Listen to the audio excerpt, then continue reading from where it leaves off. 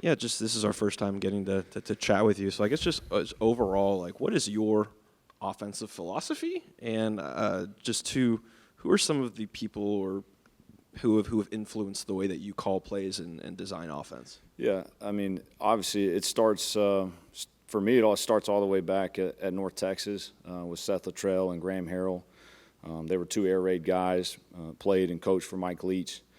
That's where I got started, first 6-7 years of my career. And then coming here in 2021, obviously, Coach Kiffin had a huge part of that, and then Jeff Lebby. And then from those two places, basically pieced together what we do offensively, and a large part of it is what we did here for 3 years in my time here, and then continue to do that at East Carolina.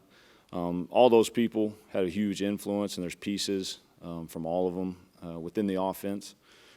And so it derives from a lot of different places, but all really good coaches.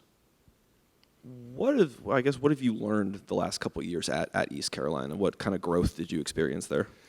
Yeah, it's one of those deals where you learn by fire a little bit. It's a unique situation for me. It was my first time in my career working for a defensive head coach, which was awesome. I worked for a great head coach in Blake Harrell and Mike Houston first there, but the other part of that was that they weren't an offensive guy that had, years and years of experience in this system. And so as I'm game planning, as we're going through it, finding the answers or finding things that are wrong in what we're doing, that was kind of all on me. And so learning from my experiences and my mistakes was huge. I didn't have an older guy in the room that had called plays in this offense before to help me. I had a great staff around me that helped me game plan and do all those things, but I didn't have an older guy in the room to help me with some of that. And so it allowed me to kind of learn by fire that first year and try to just learn as fast as I can and get better and better and better, because you're prepared, you're ready to be a play caller, but still there's a lot of things that you learn as you go through it, and I definitely did that the last 2 years there. I guess, in your short time, couple months now with Trinidad, just what do you like about him? But also with that, what do you see in Deuce that he can add to that quarterback room too? Yeah, Trinidad is he's exactly what you want in the quarterback position. Ultra competitive, a perfectionist. He wants it right the first time. It's a great example today. We go third downs for the first time, and there's some install involved in that. And he's doing it with some new receivers, new tight ends that he's never played with before, and he wants it to be perfect. And that's what you love about him, because he's pissed off if it ain't, and it's okay. It's okay, because we got a lot of time before we play a football game. But he's exactly what you want. He's a football junkie. He lives in this building. He's a great teammate to the guys around him. You can tell guys want to play for him. And I picked up on that early when I got here in December. You could just see his personality is infectious, and a lot of that comes from how competitive he is. And then Deuce is just, he has all the talent in the world, and he's progressed very well, quicker than expected, to be honest with you. But he's doing some really, really good things. He adds an element, obviously size, speed, that nobody in the room really else has. But been really, really pleased with just how he's come along early on in spring ball. From a personal standpoint, Coach, can you just take me back to that phone call originally, I guess, from Pete Golding or whoever it was at that exact time in December, to just kind of bring you back at that time? And then emotionally, how has it been to be back in Oxford, a place that you once called home a few years ago? Yeah, no, it was an exciting phone call, text first, but at the same time, there were just so many moving parts here that you just didn't know, and it was kind of a weird time of limbo.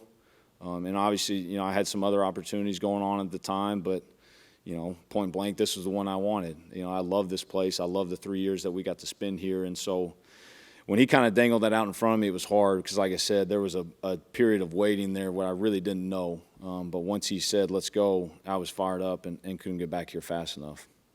I was wondering if maybe you could dive into that time a little bit when Charlie's still here calling plays and they're making a playoff run, and obviously your season at East Carolina is over and you know what your role's going to be, but it's not quite there yet. What was that like? It's the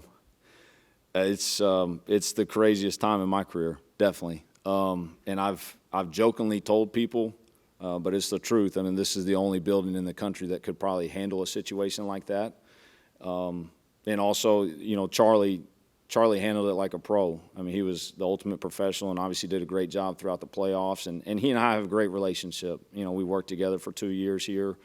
But it was weird because at the end of the day, you know, like next year I'm going to be playing against that guy. But you know, my whole deal when I came was, relationships, how fast can I get to know the guys in the room from a retainment standpoint. And then once it got going, you know, longer and longer throughout the playoffs and I started to have a more predominant role in the coaching side of it, you know, I want to help these guys win. Like, this is where I work now. And so it was kind of weird because I felt like I had 2 seasons in one last year. You know, that month and a half of the playoffs felt like a full season just with everything that went on from a player retainment standpoint, you know, the portal, and all of a sudden you're game planning for a couple of the best defenses in the country in Georgia and Miami. But it was an interesting time. It was an interesting time for sure. It was, but it was a good experience because, and it was an advantageous experience for me because I got a jump start on learning the guys on the roster. And that was the thing that shocked me a little bit. You know, you're gone for 2 years, but that's college football right now. When I came back in last year's roster, there were 3 guys on the offense that even knew who I was. I mean, that's the kind of turnover that we had here. And so it was good for me to get reacquainted with the guys that were in the room. Obviously, you mentioned having other opportunities and your stock was really high. What was it about Pete that you know, led you to have faith that he was a good guy to work for? Yeah, I mean, obviously I got to spend 1 year with him here. And when I watched him and observed that year in 2023, taking over the defense, and you could just see the change in mentality and change in culture on that side. It's hard sometimes when you are the coach on the other side of the ball, of the head coach. Same thing at East Carolina. That had been a defensive program for multiple years. Luckily, I worked for a great defensive head coach, and it was the same thing here. But, like, you have to take over that side of the ball, and you got to be the head coach of that side of the ball, and Pete did that. And just the change that I saw in him, how he treated his staff, all those things. And I was telling people, you know, when I was at East Carolina, when all these jobs in this league were coming open last year, I'm like, the first call for me would be Pete. And so when this whole deal happened, like, it was a no-brainer. Pete was great to me. You know, I wouldn't say we had just the closest relationship, but obviously working together for a year and the success we had in 23 definitely helped it. I'm going to assume that your tempo, like Levy and all the guys you learned from. Yes, sir. Absolutely. No, it's it'll always be the basis of what we do. You know, going back to the question about things I learned, that was the other thing probably I learned the most of, just, you know, picking your poison, you know, when the times to go fast, when it's times not to, when to slow it down, and what you're trying to accomplish with the tempo. But this thing, you know, forever here early in the years, our time here, it was used as an equalizer, and now we feel like it's gotten to the point to where the talent level that we have in the room, you know, now it's an advantage for us, and we got to use it the right way, and we got to pick our spots with it. But this thing will always be, you know, that'll be the core of this offense. Are they having to learn your terminology, or did you go with Charlie's terminology? No, it's a mixed bag. You know, when you over the time here, over 6 years, you know, you're talking about starting in 2020. So you've got Coach Kiffin terminology, you've got Levy terminology, you've got Charlie, some of our stuff from USC. It had grown to a mixed bag of terminology, a lot of different languages in that from different systems. And so when I left, just tried to clean it up a little bit. It was not a wholesale change or a massive change, but it was just trying to uniform certain concepts and make sure that things made sense. And so I would say 80% of it is exactly the same that it's been, but it was not a wholesale change. I think it's things that help clean things up and make it a little simpler. One more, if you don't mind. What's Joe Judge's role here? Do you do quarterbacks? He do quarterback? Combination? What is it? Yeah, so it's the exact same setup for those guys as it was with Joe and Charlie. You know, I'll run the meetings unless I've got other things I've got to do, and then obviously Joe can take them. But Joe Judge is awesome, man. Like, I love working with him. That was probably the other great thing for me during that transition in December and January during the playoffs was I kind of got to see how that worked. That was something I'd never been a part of before, as far as the separation between a quarterback coach and a coordinator. You know, obviously that's the setup in the NFL, and that's what we want to sell here, you know, as what we try and sell to recruits. But it was good for me to see how that worked and how it all fits together, and it's been a seamless transition. And so it's a combination of the both of us in meetings, and then when we go out on the field, Joe takes them for the most part.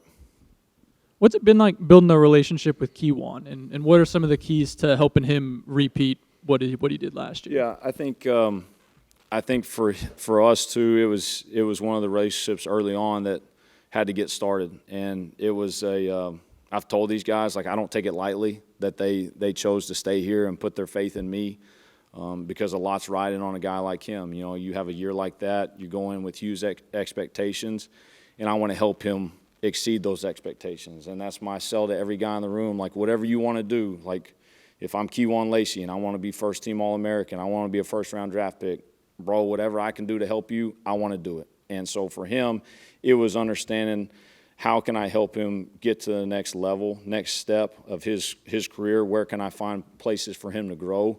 And obviously the first thing for him is getting healthy, which he's doing a great job of, and then slowly getting him implemented back in. But, you know, our relationship will grow in time. The more and more he gets involved in team periods and sees exactly how I see him fitting and how we want to use him, I think it will continue to grow.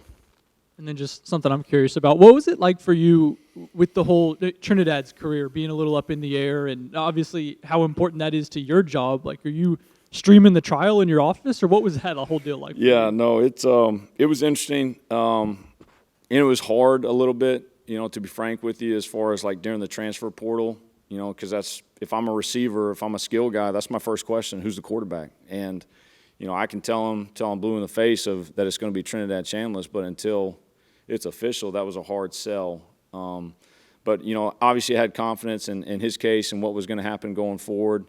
But it was definitely interesting, and it was a hard question to navigate. But obviously we're pretty pleased with the final result. Just based on that, you're talking about your wide receivers. It's talking about expectations as well. The receiver group last year had a fantastic year. I just, going into the portal, what was your mindset, and how have you kind of, I guess, at this point in spring ball, evaluated the wide receiver group so far? Yeah, it's felt that way really in my every year that I've been here since 21. It's kind of been a reload in that room of just trying to bring guys in and teach them the system as fast as possible. And this year's no different. You know, you bring back one guy that's got real production and experience in this offense, and Deuce Alexander, and then you've got just a group of guys that have all the potential in the world, whether it's Horatio Fields, Darryl Gill, Jonte Cook, guys that have the right skill sets, and now we got to figure out where they fit. And so for me, it was, you got to find the guys that obviously have the skill set, but they also got to be able to process at a fast pace. And so, you know, that's a fine line to get, but also you got to find guys that fit this culture, because that was the other thing that I learned early on in my time here, like the culture of that side of the ball, as far as guys that are competitive, tough, love football, want to win. Like, we had to bring the right guys in, and I feel like we did that. Now, there is a learning curve, and these guys got to learn how we do things and what we do, but like I said, they've got all the potential in the world. Now it's our job to figure out how they fit. I asked Pete kind of his expectations or need to see out of Caleb Odom this year, and he kind of leaned and deferred to your system being kind of, I guess, tight end friendly. What do you see in him, and what is it about tight ends that you feel like can be something you can utilize in an offense? For me, in my experience in this offense, like, it's most dynamic when you've got a real weapon at the tight end position, you know, in the run game and the throw game. And obviously Caleb is a unique, you know, talent in the throw game. And so for us, it's finding out. To me, you got to ask those guys to do the things they're good at. We're always going to try and bring up the lower bar as far as, you know, the run game stuff and get them as good as we can. But you know, Caleb wasn't dealt necessarily a fair hand last year. Like, you know, he spent most of the year in the receiver room and then kind of got switched to tight end. Now he's in that tight end room, and he's in there. He's learning how to do it. But he will be somebody that we got to use the right way, and we got to put him in spots to be successful. Coach, you mentioned earlier you had air raid influence early on, but Charlie and Lane, they like to run the ball. What's your philosophy on the run game, and the ratio run to pass. Yeah, no, this whole thing starts up front, and it starts in the run game. And, you know, if you look at our time at East Carolina, you know, our best games, our most successful times were times that we ran the football effectively. And there's a commitment to it. You know, this last year we averaged almost 200 yards a game. I think you go look at every game that we scored 40-plus points, we ran the ball for over 200 yards. And so it's always going to be where this thing starts and stops, because if we can run the football, especially in this league, it's going to open up the other things that we want to do. But yeah, the air raid piece has kind of gone away from me for a while now, especially after coaching tight ends for 4 years. You know, for the longest time, I looked at a defense from the back down. Now I see it from the front back, and that was a blessing in my career. But no, this thing starts in the run game and always will. Coach, you've got a pedigree with Lane and Levy and Charlie and all these guys that you got to play this year. I'm just curious, you know, where does the mind go? I mean, you guys know each other so well. Where's the razor's edge there? Where you get the advantage? Yeah, it's one thing if you've got you know, people you've worked with, people you consider friends, working at other places that you're going to play. It doesn't help that a lot of those people are now at your two rival schools, and it's a fine line, because it's not just on a Saturday in the fall. It's in recruiting. It's everything. But at the end of the day, like, it is what it is. We're all competitive, and damn it, I want to win. And that's where I draw the line. Like, at the end of the day, I want to win. And so it is what it is, but that's where I draw it.